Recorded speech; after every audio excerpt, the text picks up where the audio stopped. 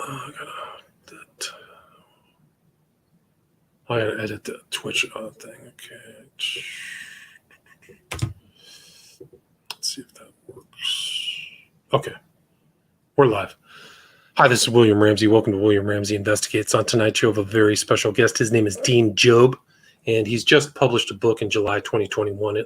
The title of the book is The Case of the Murderous Dr. Cream, The Hunt for a Victorian-Era Serial Killer. And Mr. Jobb is an award-winning author and journalist and a professor at the University of King's College in Halifax, Nova Scotia, where he teaches in the Master of Fine Arts and Creative Nonfiction program. He's the author of 8 books. One is Daring, Devious, and Deadly, True Tales of Crime and Justice from Nova Scotia's Past, published 2020. Also, The Empire of Deception, and the incredible story of a master swindler who seduced a city and captivated the nation in 2015. Also, The Cajuns, A People's Story of Exile and Triumph, published in 2005. And Blue Nose Justice, published 1993. There's a couple other books there, but really a fascinating book, very, very well written. If you want a lesson on excellent prose, I highly recommend this book, in addition to its really fascinating narrative and a case that I didn't know much about, but he can talk more about that. So, Dean Jobb, are you there? I am. Thanks for having me on. Yeah, thanks for agreeing to the interview. For people who may not have heard your name, can you talk about your background and what led you to write The Case of the Murderous Dr. Cream? Well, I'm a former journalist who transitioned to teaching in a journalism program at the University of King's College. And I had been writing books, mostly true crime, and that made me a good fit for the MFA in Creative Nonfiction program that my university started about 10 years ago. And that's primarily my teaching now. So my background meant that I gravitated to historical true crime. I started out covering the court beat as a journalist. Had to learn a lot of law on the fly, and my background, though academically in university, was history.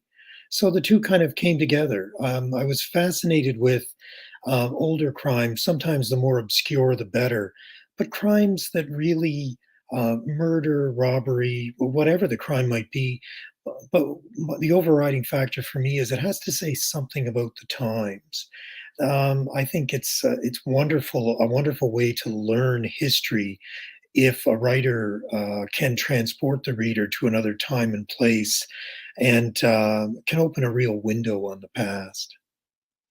I agree. And you really do capture the time and place of this era. Can you talk about who this person was and where you start the narrative of this true crime book? Well, Dr. Thomas Neal Cream, his case was a sensation in its time in the late 19th century. He murdered as many as 10 people, most of them women, in Canada, later in Chicago, and then finally in London, England. He's a contemporary of Jack the Ripper. In fact, more lethal. Jack the Ripper is believed to have killed 5 women, Cream twice as many, and had actually killed 6 people before Jack the Ripper's crimes occurred. But he's not as well known. And again, that's the kind of story I like to dig into. I partly wanted to understand why this fellow had been forgotten, this heinous criminal. And I think one of the reasons was there is a resolution in Cream's case that we don't have with Jack the Ripper. The endless afterlife Jack the Ripper seems to have of speculation about who it might have been since that crime was unsolved. So I found Cream fascinating for one reason, really. How did he get away with it for so long, so many places, so many murders, and often deaths of people who were his patients? So he was intimately connected to them and at times an obvious suspect. Yet, because he was a doctor and trusted, because he was granted some benefit of the doubt because of his status, because of his privilege, or the limitations of crime detection and forensic science, time and time again, he was able to evade justice and kill again. And I really wanted to understand how that happened. Yeah, and you start off the story in London. Can you talk about what the status of that environment was in London at the time, and the kind of Cream story kind of overlaps with Conan Doyle's story, and really a fascinating background of London's interest in true crime at the time. Can you talk about that? You mentioned that I teach creative nonfiction, and I think it's important for listeners to know that the creative part is not making anything up. This is all true. It's all documented in the book. The creative is the storytelling, and that meant that in conjunction with my editor at Algonquin Books, Amy Gash, she was really championing a champion of the idea of not just telling it as a chronological story, but looking for other ways to unfold what happened here. So the book starts in 1891, almost at the end of Cream's campaign of murder, and with him going to London, as you said. And then his earlier murders in America and Canada are told as backstory. So he gets to London in 1891. He knew the city. He gravitated to an area called Lambeth, which was downtrodden, lots of crime, lots of brothels. And he started frequenting and being a customer of the women of Lambeth, the prostitutes, and started killing some. And his weapon of choice was strychnine that he would dispense, telling these women, as he had told his patients earlier, that this was medicine, but it was a lethal dose of deadly strychnine. And he was able to operate in London through the winter of 1891. His first two murders, Scotland weren't even on Scotland Yard's radar. One they thought was a suicide. Another was never reported, thought to be a natural death.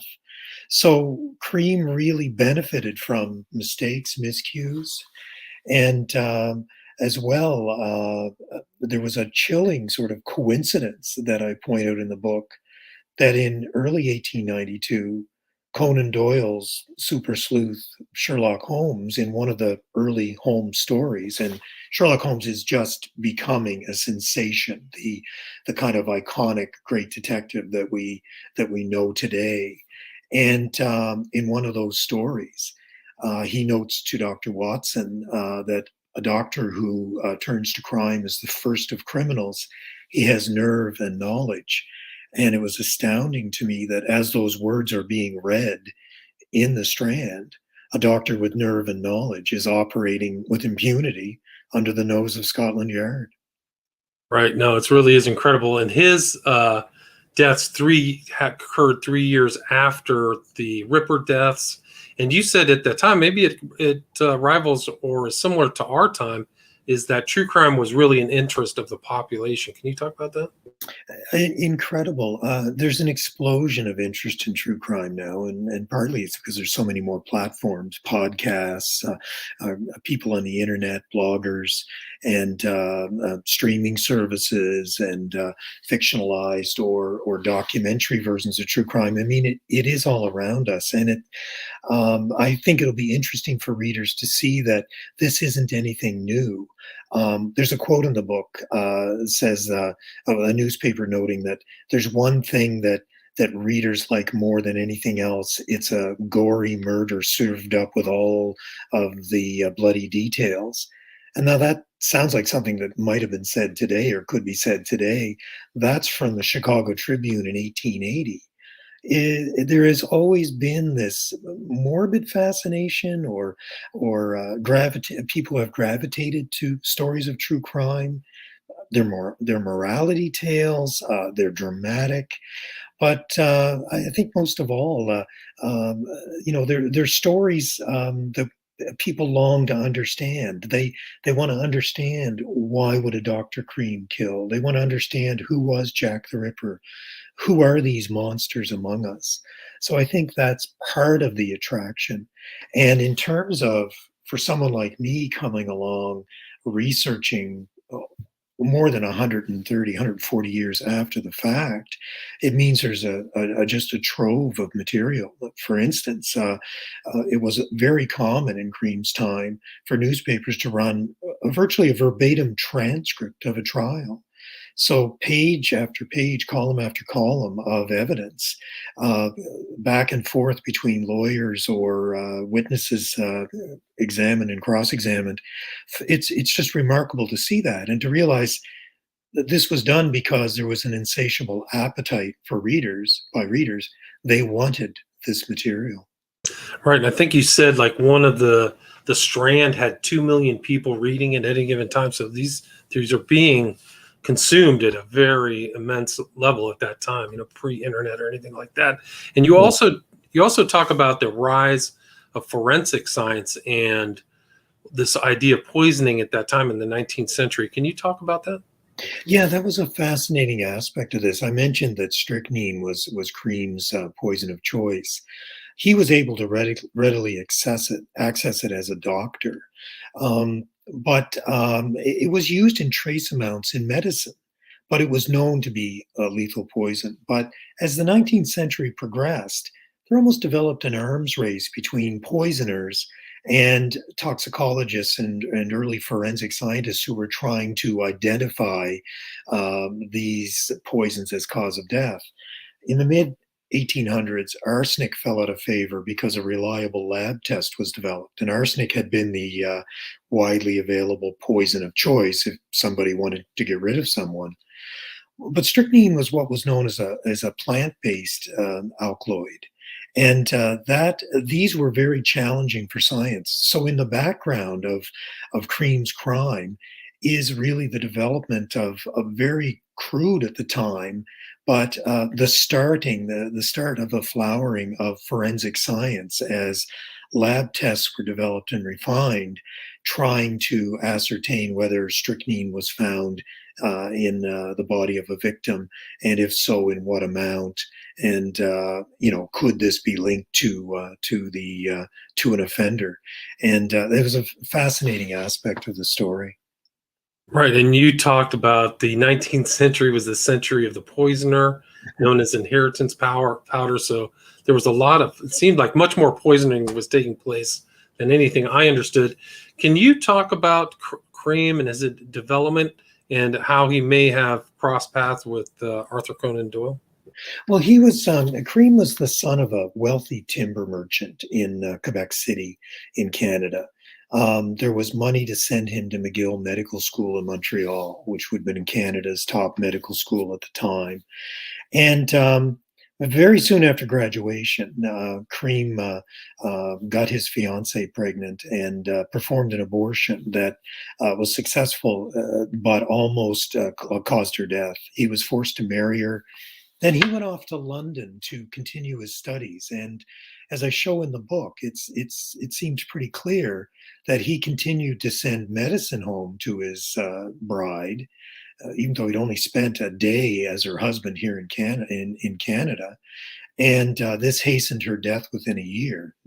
So, in other words, this was his first victim, but suspicion at the time did not get as far as any kind of investigation, unfortunately, or his rampage might have been nipped in the bud.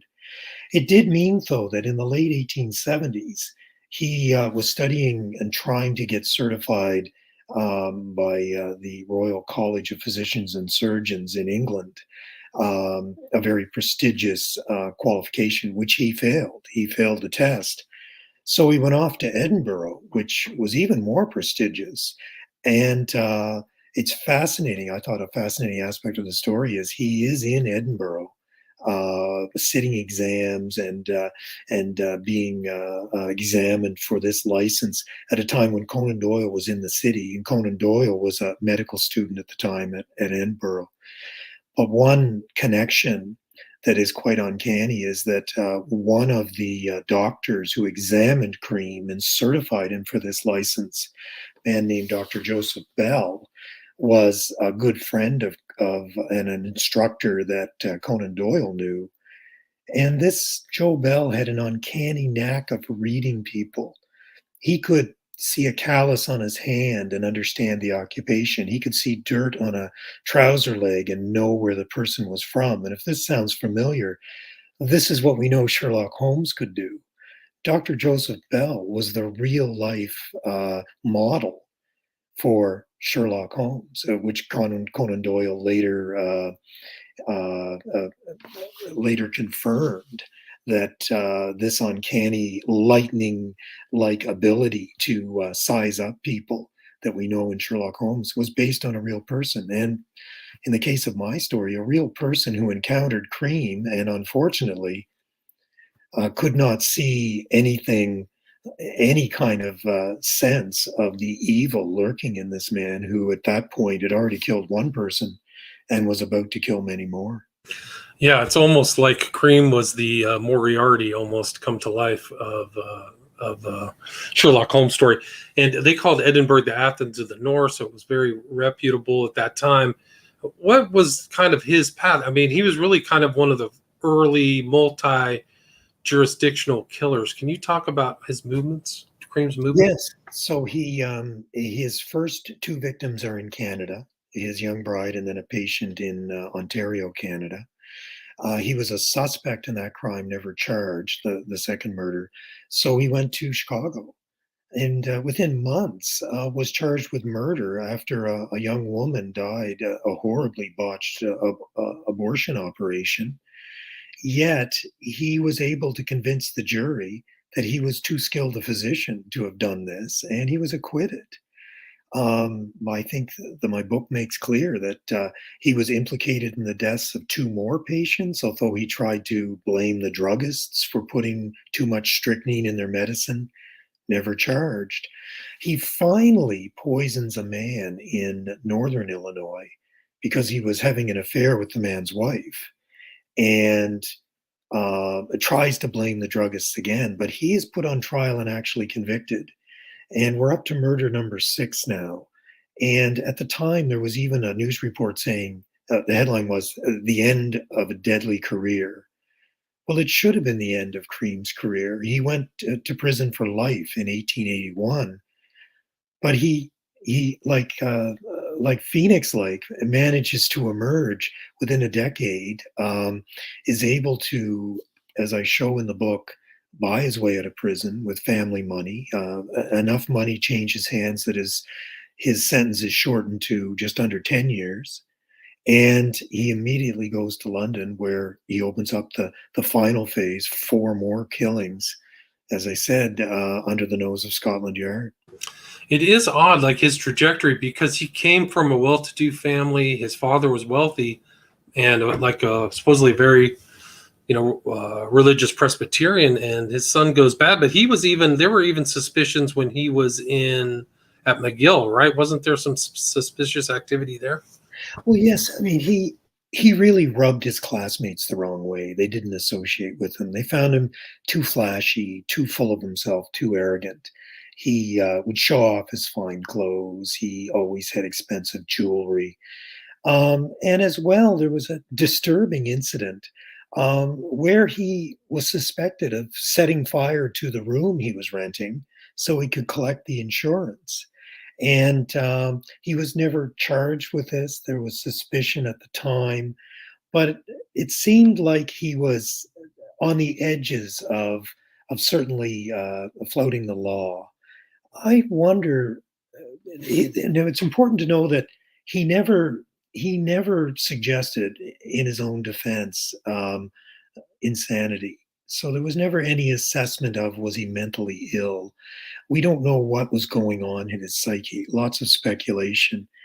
I wonder if that initial, his first victim, his young bride, him being trapped, feeling trapped in that marriage and killing her to get out of it, if that maybe set him on the path.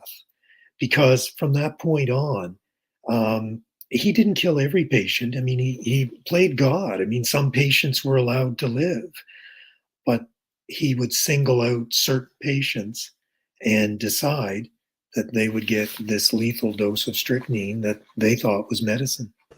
Right. It is very odd, like his movements and what he did. But he was also, I mean, I think there were reports of him that he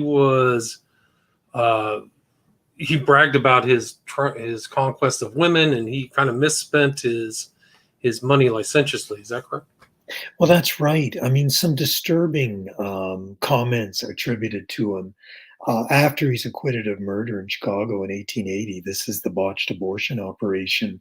He meets with his lawyer, who himself is an interesting character, Alfred Trude, who was known to bribe juries to get the verdicts he wanted. And perhaps this benefited Cream. But Cream talked openly about prostitutes being a scourge that needed to be eliminated. This is in 1881. After he's in London, he says to a friend, an acquaintance he's made there, that the women, the sex workers of Lambeth are cattle that deserve to be killed. I mean, you just see this uh, escalating hatred of women and this absolutely chilling sense that he sees himself as the instrument to rid the world of these women. Right, and you include in the book the headstone of the husband that he killed. It says, and it's killed by wife and Dr. Cream. Like on that, does that headstone still exist to this day? It is. That's my photo from a couple of Oh years wow. ago, and it may be the only.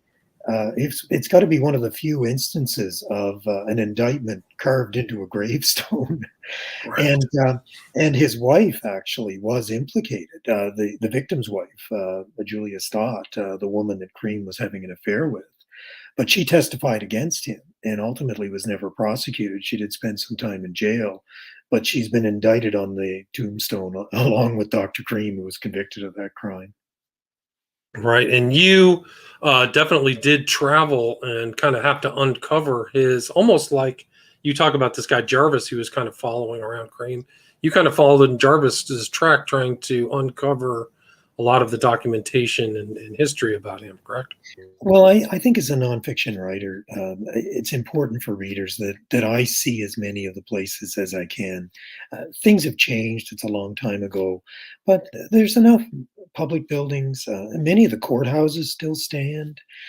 Just to understand, I wanted to see what was left of Cream's world, and when I went to there's two reasons for that. One is I'm chasing the records, and we're not talking about. I mean, there's limitations of internet searches. You have to go to the archives. The material's not scanned. I mean, you have to go through it page by page. Rather than hire a researcher to do that, I want to do it. I want to see these documents. I want to hold them in my hand, and of course, that can lead to other locations, other museums. Um, so I'm there anyway. And then when I'm in London, I want to walk Lambeth. I want to understand where Cream lodged. The building's gone, but I know where it was, and see as many places that may still exist, or even just see how close were things. What did the city look like? And some of that I can get from vintage photographs, but there's no replacement, I think, for being there and seeing this headstone in a little place called Garden Prairie, Illinois. This headstone with the indictment of Dr. Cream. I mean, it's quite chilling, and I think that that it really brings history to life, and it makes the story real for me, and I hope for readers. Yeah. No, I think it was very, very well researched. I mean, he one of the oddities too is he also engaged in very strange letter writing campaigns. Can you discuss that aspect of his character? Well, there have been a few studies of Cream over the decades, nothing recently. But one thing I did discover that surprised me, I knew that towards the end of his career, he was writing letters accusing others or blackmail threats. And I knew he was it looked like he was trying to blackmail druggists by saying they were responsible for his murders. What I didn't realize is this had been a pattern of his from his second murder in 1879 in Canada. He would muddy the waters by accusing others. This morphed into these attempted blackmail, saying that he would swear that the prescription he'd given had been messed up by the druggists and get them in trouble. In one case, in the case of Daniel Stott, the murder he's convicted of, he demanded an exhumation of the body, saying he believed the man had been poisoned with strychnine when the local authorities had no idea. And once they realized he was right, then he became in their sights as a suspect. So at various times, this seeming compulsion to write about his crimes uh, came back to haunt him. Nowhere so much as even after he serves his 10 years in prison, when he goes to London, he engages in this again. He accuses the doctor to the royal family of one of his murders, of all people. A sitting member of parliament is accused of another one. And some of these letters, I mean, he's using pseudonyms, but some of these letters are written in his own very distinctive handwriting. And very soon, this becomes one of the key pieces of evidence that makes him a suspect and leads Scotland Yard to his door. And can you explain how he was apprehended and what that process was like? Well, it's surprising. One thing I benefited from was a voluminous Scotland Yard file. I was able, day by day, report by report, internal reports, transcripts of witness statements, results of investigative efforts. I was able to track the investigation of what seemed to have been unconnected murders to Scotland Yard originally, to their realization that there were four murders, probably by one person, and then a slow realization that this odd doctor who seemed to know a lot about the deaths, Dr. Cream, and surprisingly was actually um, hanging out with some detectives. This was another bizarre aspect of his psyche. It was almost like he liked to taunt, in the way Jack the Ripper, if the letters attributed to him are correct, taunted the police. But maybe all part of a sense that an arrogance that grew as more and more he got away with his crimes. That maybe he felt he was untouchable. But these letters, descriptions of the assailant of these women, that a top-hatted, a nearsighted doctor, uh, it was him. It fit him. And even then, some of the detectives involved just could not make the leap that this seemingly respectable doctor in their midst was the murderer. It took finally the intervention of headquarters of Scotland Yard. They put a crackerjack investigator named John Bennett Tunbridge on the case. He reviewed all the evidence that had been collected of the various crimes, and the inescapable conclusion, as far as he was concerned, was that Cream was the murderer. Right. And so he denied everything, but he also, that top hat was like a symbol of somebody who is upper class, right? At least at that time. Well, that's right. And one witness described a man, I think it was Cream, as a toff because he was wearing a top hat. And yeah, it was very much still a symbol of an upper class, almost aristocratic person. Most people were wearing Homburgs by then, the more round topped, smaller hat that well, Dr. Watson wears, if you can visualize a Sherlock Holmes show. But yeah, so he had this distinctive, almost throwback wardrobe, but chillingly. And one thing that's fascinating about Cream is you could you could not conjure up a more perfect Victorian era villain. The way he dressed, the sinister look, the if you put him into a gray London fog and flickering gaslight, and he's already got the wardrobe. I mean, he is almost a villain for the ages. Right. And he was slightly cross eyed, right? So he had kind of an off putting look, gray eyes, strange guy, but he also carried around all of his poisons and everything, right? So that was part of how they keyed into him, right? Because he was always trying to get medicines and things like that. Well, he had sourced a sample case of medicines that include strychnine. Again, strychnine was in trace amounts was used in medicine, not the lethal doses, of course, he was dispensing. But he carried around this case he had picked up in the United States before he'd gone to London. And this was part of the reason that some of the Metropolitan Police investigators thought he was legitimate. He said, I don't practice medicine anymore, but I'm a salesman for this company, this Harvey Drug Company of New York State. And but of course, this was also the source of some of the strychnine he was using. But again, he and the you mentioned about he was slightly cross-eyed, which gave him kind of a sinister look. It's remarkable that in witness statements, the statements about this mysterious man, many of his victims knew him as Fred, had this distinctive look, the slightly crossed eyes, and again, this still took a long time for Scotland Yard investigators to put two and two together. It's almost inexplicable that they could miss some of these distinctive descriptions and not realize that they were, in some cases, sitting across a table at a pub talking to their chief suspect. Right. And so he's using fake names and things like that. I mean, you mentioned there at the end that George Orwell said that his name would never be forgotten. Do you think that he's better known in the UK than in North America? Well, possibly. Although I have done some interviews from the UK, and one was with a newspaper reporter over there who lives in Lambeth and says he'd never heard of the name.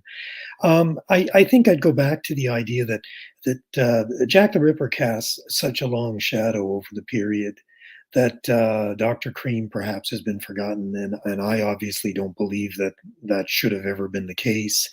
But I am finding that he really has fallen into obscurity, despite how, I mean, his case made headlines around the world in the 1890s, and but seems to have been largely forgotten. And well, I hope my work certainly restores this villain to that people realize that, like Jack the Ripper, I mean, we're talking about some of the earliest prototypes of the modern serial killer, and it was fascinating when I was doing my research to discover that the term serial killer is only an invention of the last few decades.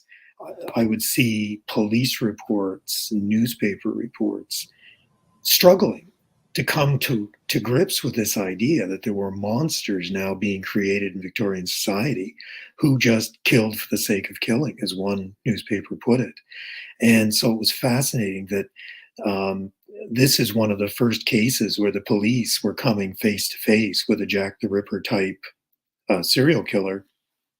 And as I show in the book, with mixed results, missed opportunities meant that I think you can make the case that at least two of Cream's victims could have been saved if Scotland Yard had been more attuned to what was happening in Lambeth. Right. And I mean, they say he killed 10, but he could have killed more. There may have been other people. He was clearly moving around, very sinister character. Really Well, fascinating. Yeah, please continue. Go ahead. Well, I did try to be definitive. For instance, he mentioned he spent a little time in Des Moines, Iowa. So I went through the Des Moines, Iowa newspapers looking for any potential references to him or sudden deaths. He killed one woman in London, Ontario, where he practiced medicine for a year. I checked every coroner's report on a sudden death and every newspaper day by day for that period. I was really determined that he wouldn't get away this time. It's possible there were other murders, but I did try to find more if they existed, and I was aided by the Scotland Yard investigator Jarvis you mentioned, who was sent to Canada, the United States, after Cream's arrest in London to fill in the blanks, and that meant that Jarvis was doing some of my work for me. I could follow him and There were references, for instance, to a couple of other cities in Canada where Cream may have practiced. I was dubious about them. Turns out Jarvis heard the same things at the time from the papers, actually went to those cities, and helpfully for me, ascertained that Cream had never been there. Interesting. That's fascinating. Really, I highly recommend this book. A fast, great read, and superbly well written. Where's the best place people can find The Case of Murderous Dr. Cream? It's published by Algonquin Books. It's available everywhere. It's available, obviously, online retailers, your local indie publisher. It's in hardcover, ebook, audiobook. And people who want to know more about the book, see some of the reviews and response, my website, www.deanjobb.com, will give links and more information. And people can reach out to me if they want to get in touch and tell me what they think. I appreciate that too. And is that the best way to contact you, is through your website, deanjobb.com? That's right. Yeah, there's an email, and my email is there too. Gotcha. And this book is excellently reviewed, so people check out the book. Again, the title is The Case of the Murderous Dr. Cream, The Hunt for a Victorian-Era Serial Killer, just published July 2021 by Dean Jobb. Jobb, that's how it's spelled. Thanks a lot, Dean. I appreciate it. Well, thank you. All right, take care.